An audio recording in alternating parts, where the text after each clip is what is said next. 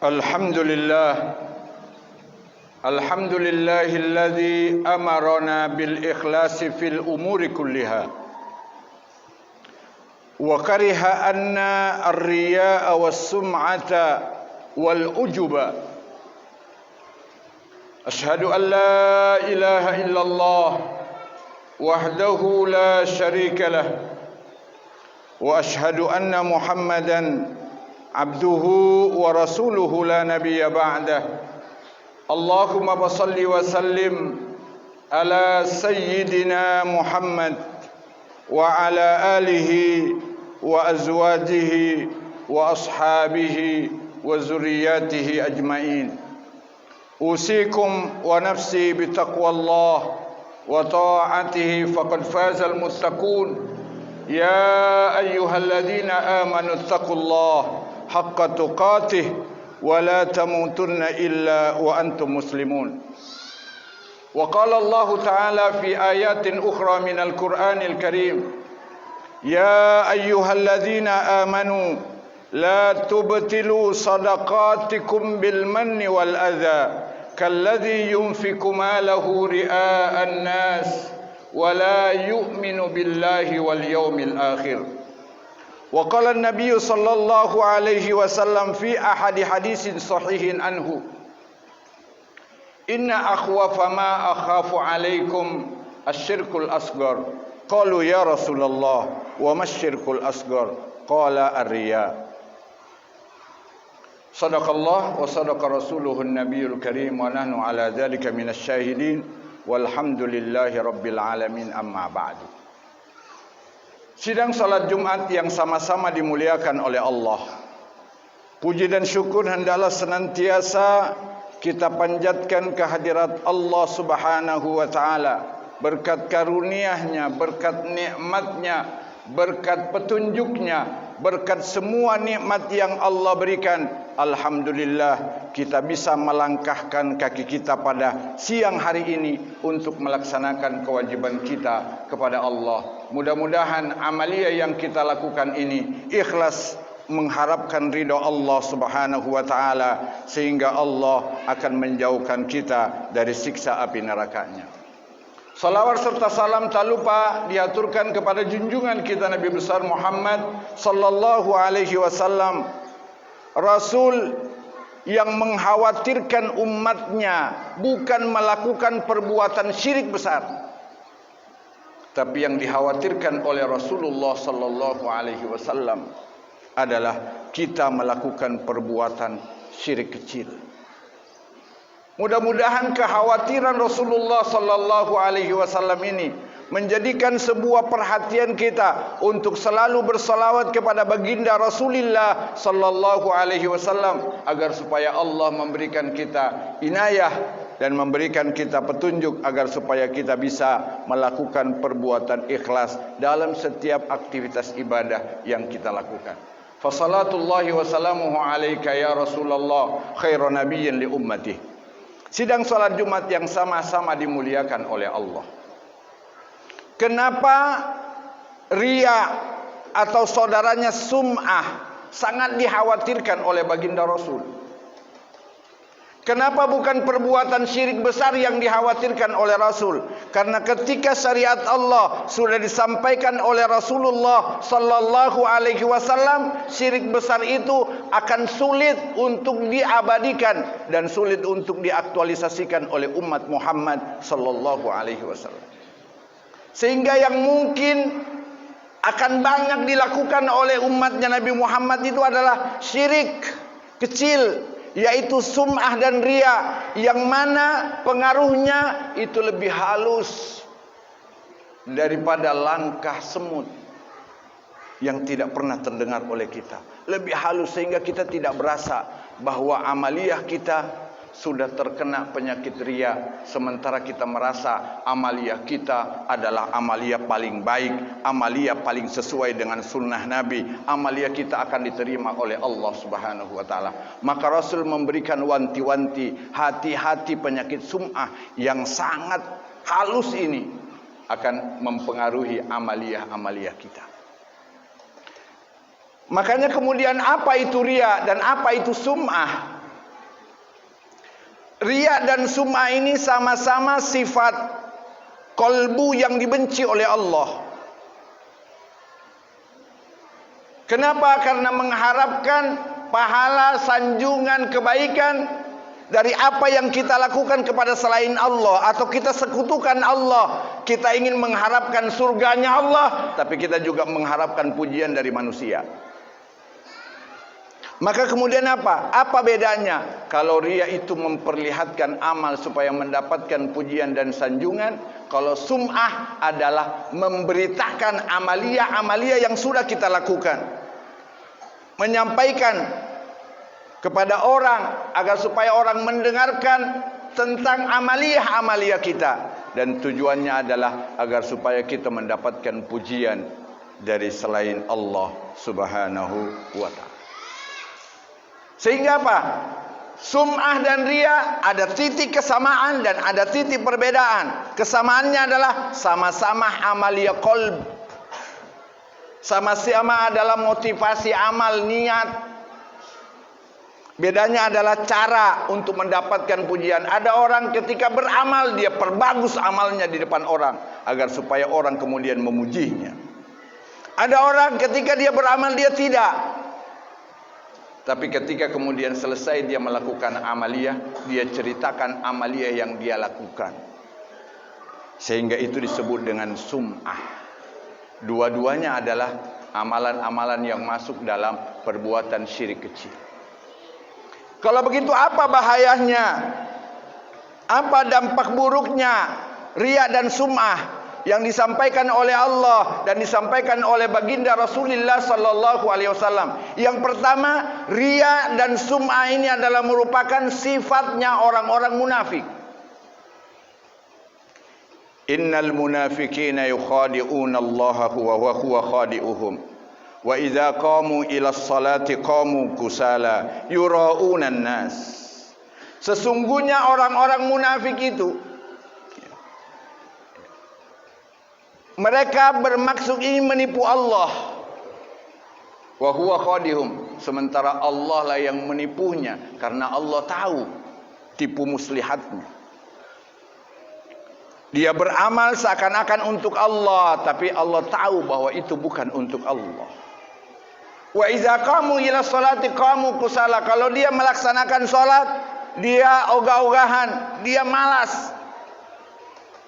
Yura'unan nas, dia hanya memperlihatkan amalia-amalia. Nah, sementara orang munafik dicerca oleh Al-Quran dan dicerca oleh Rasulullah sallallahu alaihi wasallam. Kata Allah di dalam Al-Quran, innal munafiqina fid darkil asfali minan nar. Sungguh orang-orang yang melakukan perbuatan kemunafikan dalam agama ini akan diberikan oleh Allah ganjaran siksa api neraka yang paling berat. Darkil yang paling bawah.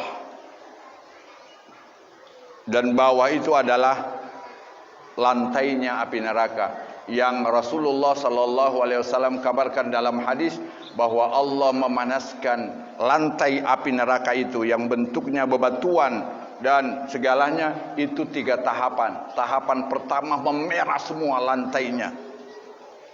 Tahapan kedua memutih lantainya. Tahapan ketiga menjadi menghitam. Maka semua neraka itu adalah gelap karena saking panasnya. Maka oleh karena itu Allah katakan dia di dasar api neraka.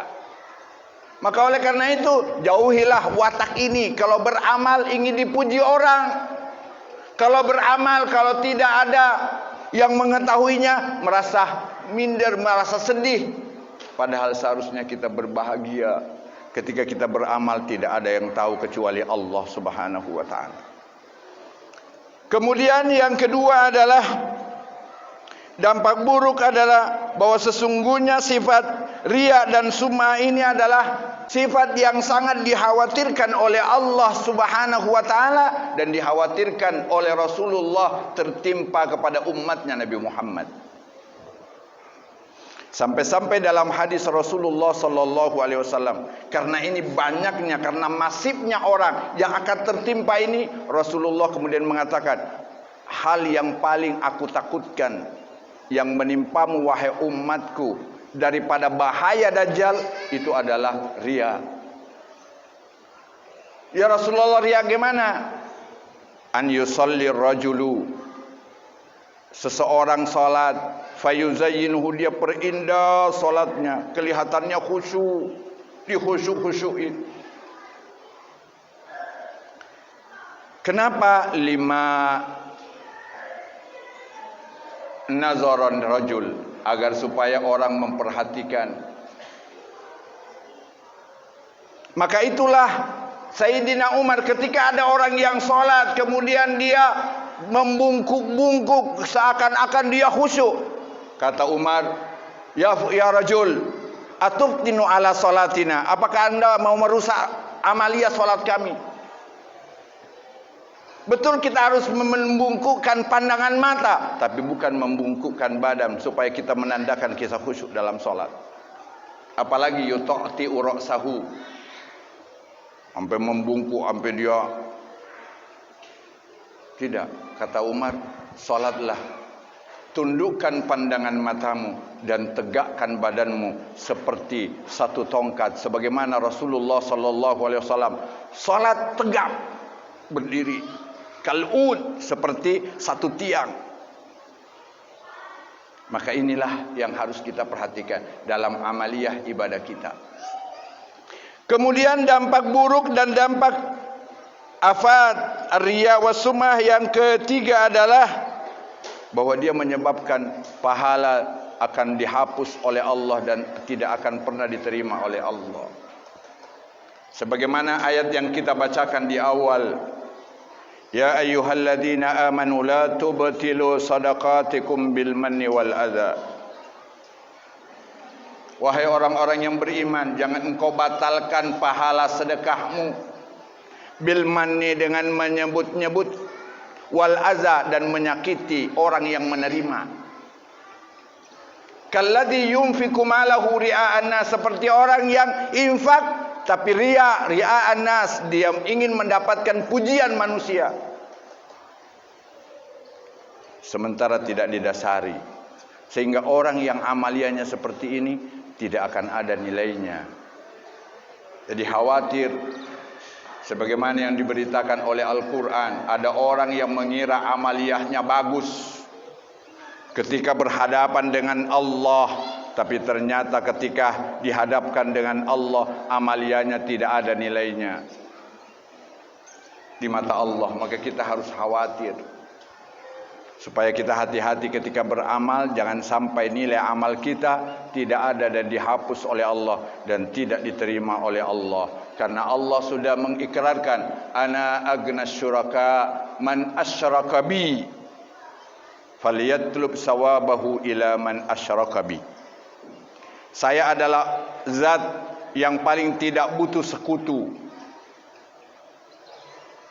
Barang siapa yang menyekutukan aku dalam berbuat, dia ingin mengharapkan pujian dari orang dan mendapatkan juga pahala dariku, maka kata Allah nanti di hari kemudian dalam suara yang menghimbau para seluruh manusia, barang siapa yang beramal karena selain Allah, maka hendaklah dia meminta pahalanya kepada yang dia sekutukan Allah kepadanya.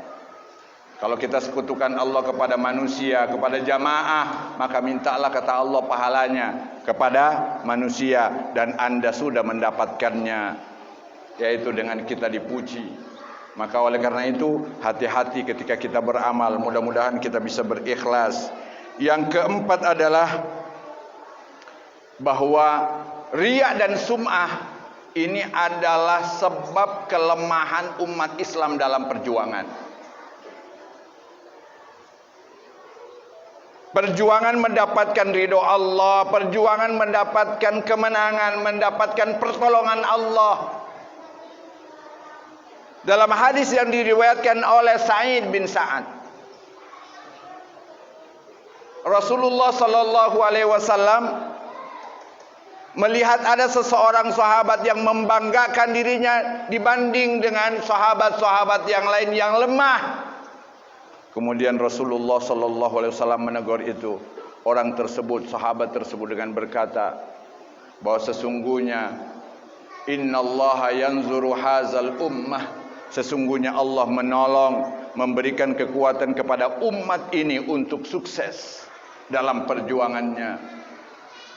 Bidoi fiha, karena orang-orang yang lemah di antara mereka. Dengan apanya ya Rasulullah? Bi salatihim, karena doanya, wa ikhlasihim, dan karena ikhlasnya kepada Allah Subhanahu wa taala. Dalam riwayat yang lain Rasulullah pernah menceritakan betapa buruknya dampak riya dan sum'ah dalam mempengaruhi perjuangan kita dan akan melahirkan kelemahan dan kekalahan. Sebagaimana ada orang yang membenci orang lain sebelum kita. Orang Yahudi yang benci diriwayatkan oleh Rasulullah, disampaikan oleh Rasulullah. Ada orang yang kemudian membenci orang yang menyembah pohon. Akhirnya dia asa kampaknya. Ketika dia asa kemudian dihadang oleh iblis. Kata iblis, ila ana anta ya rajul. Mau kemana engkau wahai orang laki-laki? Kenapa engkau memikul kampakmu? Aku ingin menebang pohon yang ada di seberang sungai sana, yang disembah oleh orang lain selain Allah. Kata iblis, Anda tidak akan bisa saya izinkan untuk menebang itu, kecuali engkau bisa menghadapiku. Akhirnya terjadilah gelut antara iblis dengan laki-laki ini. Apa yang terjadi? Dengan ikhlas yang dia punyai, si laki-laki itu dia bisa mengalahkan iblis yang wujud nyata seperti seorang laki-laki kuat.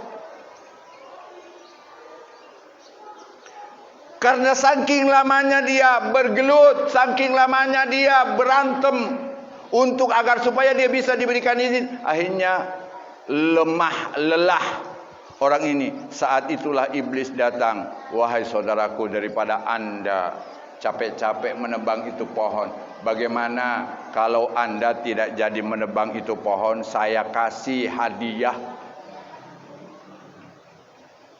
Saya kasih hadiah. Apa hadiahnya? Hadiahnya setiap selesai sholat Anda buka sejadah Anda, akan saya kasih 10 dinar. Hari pertama dia temukan, hari kedua dia temukan, hari ketujuh tidak ada lagi itu dinar. Dia asal lagi kampaknya. Dan ketika dia berangkat yang ketiga kalinya, yang kedua kalinya untuk menebang itu pohon, ternyata dia dikalahkan oleh iblis. Apa kata iblis?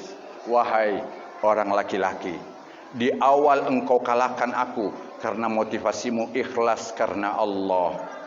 Tapi yang kedua kalinya engkau kukalahkan karena motivasimu bukan lagi Allah. Engkau tidak ikhlas lagi, tapi engkau mengharapkan dunia. Tidak ikhlas beramal karena Allah, mengharapkan pujian orang, mengharapkan sanjungan dari orang lain, mendapatkan imbalan dari orang. Itu semua adalah perbuatan riya yang akan mendatangkan kelemahan. Maka oleh karena itu, agar supaya kita kuat beramal, sukses mendapatkan ridho Allah, maka cara menghadapi ikhlas ini adalah, pertama, tingkatkan ilmu kita dalam beramal. Jangan beramal karena dasarnya ikut-ikutan. Tingkatkan pengetahuan kita yang benar, yang bersumber dari para alim ulama kita, turun temurun diwarisin dari sahabat, dari tabi'in, dari tabi'in sampai ke kita. InsyaAllah amalia kita akan menghilangkan nilai sumber. Yang kedua, kita harus banyak berlindung kepada Allah dari bahaya riya. Allahumma inni a'udzubika minar riya. Ya Allah, aku berlindung dari kekuasaanmu, agar supaya kita bisa terhindar. Kalau bukan karena pertolongan Allah, jarang sekali ada orang yang bisa selamat dari penyakit riya dan sum'ah. Kenapa? Karena ini adalah watak manusia yang senang dipuji dan tidak suka dicela.